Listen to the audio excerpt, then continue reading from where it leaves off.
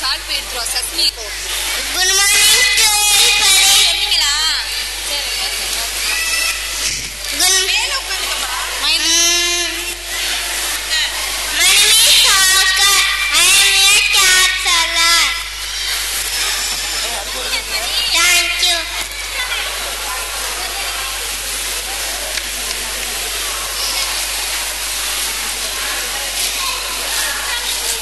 Good morning to everybody.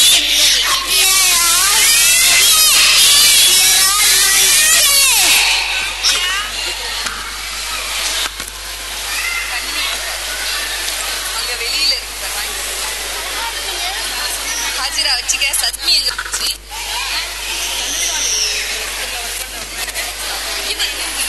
அதுலதான் இருக்கு அந்த paper.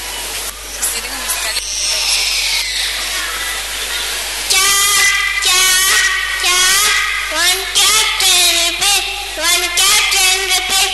One cat 10 rupees.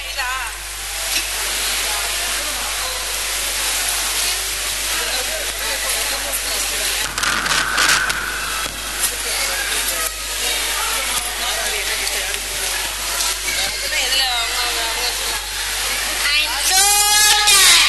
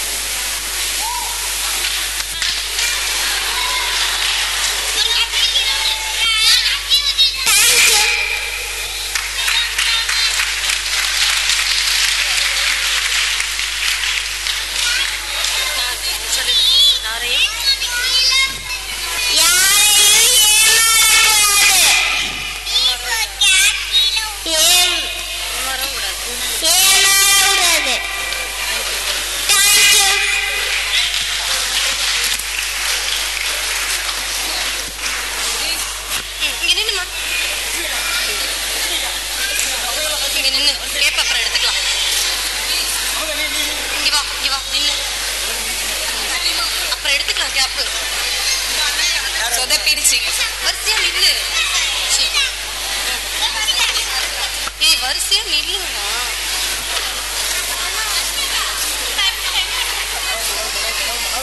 போட்டோக்கு Bose கொடு பாதுஷா. ஏன் பாதுஷா?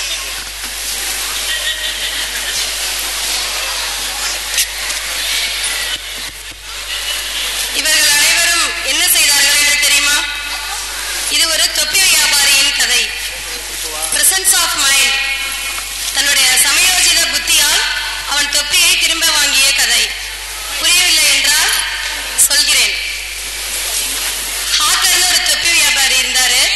ஒரு தொப்பி வித்துட்டு வராரு. ரொம்ப சோர்வா இருக்கும்போது ஒரு மர நிழல்ல படுத்துறாரு.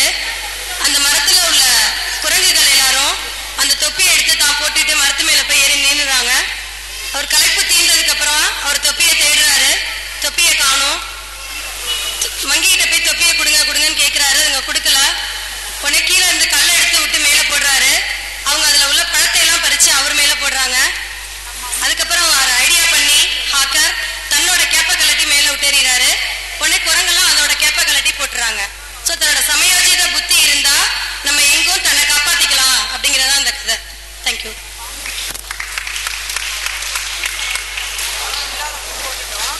திரும்ப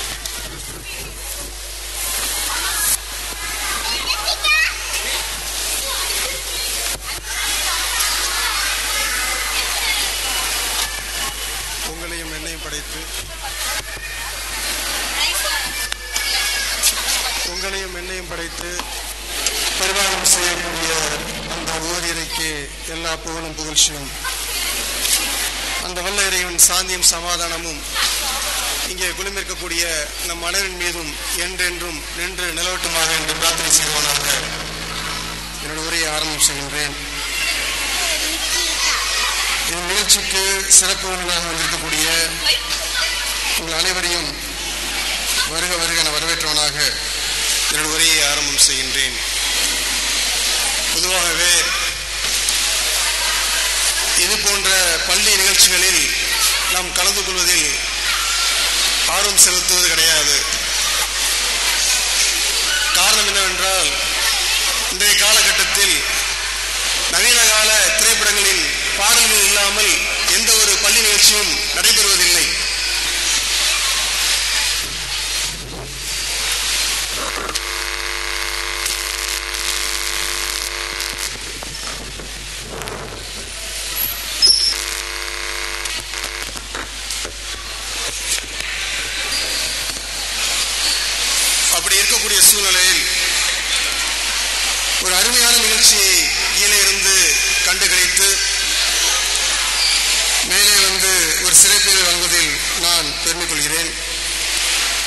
பொதுவாகவே இந்த மாணவர் பருவம் என்பது நாம் அனைவரும் கடந்து வந்த பருவமாக இருந்தாலும் என்னுடைய நண்பர் தாஜுன்னு சொன்னார், இது போன்ற வாய்ப்பெல்லாம் நமக்கு கிடைக்கவில்லையே, இது போன்ற நிகழ்ச்சிகள் எல்லாம் நாம் படிக்கக்கூடிய காலத்தில் நடக்கவில்லை என்று. உண்மை. இது போன்ற பள்ளி நிகழ்ச்சிகளும் இது போன்ற அந்த ஆனுவல் டே ஃபங்க்ஷன் பார்த்தீங்கன்னா இப்பதான் வந்து எல்லா மக்கள் மத்தியிலும் வந்துட்டு இருக்குது. அதுக்கான விழிப்புணர்வு இப்பதான் கிடைச்சிருக்குது. காரணம் என்ன? பொதுவாகவே ஜப்பான் நாட்டு குழந்தைகள் வளர் பருவத்திலேயே சொல்லிக் கொடுக்கக்கூடிய ஒரு தாரக மந்திரம் என்ன தெரியுமா?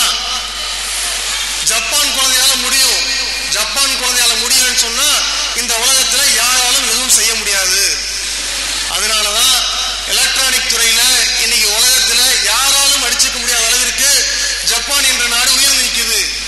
2ஆம் உலகப் போர்ல 2 குண்டுகள் ஹிரோஷிமா நாகசாகின்னு சொல்லக்கூடிய மிகப்பெரிய நகரங்கள் அழிவுக்கு உண்டாக்கப்பட்டது.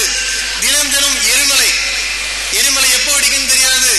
அந்த ஜப்பான் மக்களால் சாதிக்க முடியும் சொன்னா ஏன் இந்தியாவால் சாதிக்க முடியாது? காரணம், அந்த மாணவர்கள் வளரும் பொழுதே ஊக்குவிக்கப்படுகிறார்கள். அதற்காக தான் இது போன்ற நிகழ்ச்சிகள் பார்க்கிறோம். சார், என்னுடைய குழந்தை என்ன வந்து பாசமா பார்க்க மாட்டுது, அம்மா கிட்ட இருக்கிற பாசம் தாப்பன் கிட்ட இல்ல, என் தந்தையை பார்த்தாலே ஏதோ பயப்படுற மாதிரியான சூழ்நிலை தான் இருக்குது. இதற்கான காரணம் என்ன? நிறைய பேரண்ட்ஸ் இந்த மாதிரி கேட்கக்கூடிய கேள்வி பார்க்கிறோம். என்ன பார்த்தாலும் என்னோட குழந்தை பயப்படுது. பொதுவாகவே குழந்தைன்னு பார்த்தீங்கன்னு சொன்னா வளரக்கூடிய காலத்திலேருந்து நம்ம பயமுறுத்தி தான் வளர்க்குறோம். வெளியில பாரு பேய் வருதுன்னு பிடிச்சிருக்கோம், ஒழுங்கா சாப்பிடு, இல்லாட்டி அத்தா அடிப்பாரு. வீட்டில் இருக்கக்கூடிய பெரிய பையன் தாப்பனை தான் காமிப்பாங்க. அவங்க நல்லவங்க மாறிட்டு தாப்பனை தான் காமிப்பாங்க.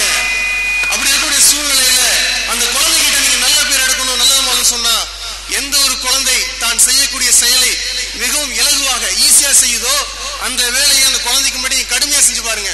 ரொம்ப கஷ்டமான வேலைப்பா, நீ செய்யறது ரொம்ப கடுமையான வேலை, அது என்னால செய்ய முடியலையே, நீ அழகா செய்யறன்னு சொல்லிட்டு அந்த குழந்தைகிட்ட எடுத்து சொன்னீங்கன்னு சொன்னா அந்த குழந்தைகளுக்கு உங்க மேல ஒரு நம்பிக்கை வரும். உங்களை ஒரு கதாநாயகன் போல அந்த குழந்தை பார்க்கக்கூடிய சூழ்நிலை வரும்.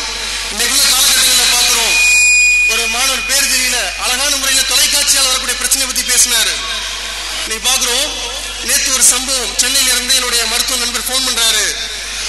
சர்வத், இந்த மாதிரி ஒரு பேஷண்ட் என்கிட்ட வந்தான், என்ன காரணம்னு கேட்டேன்.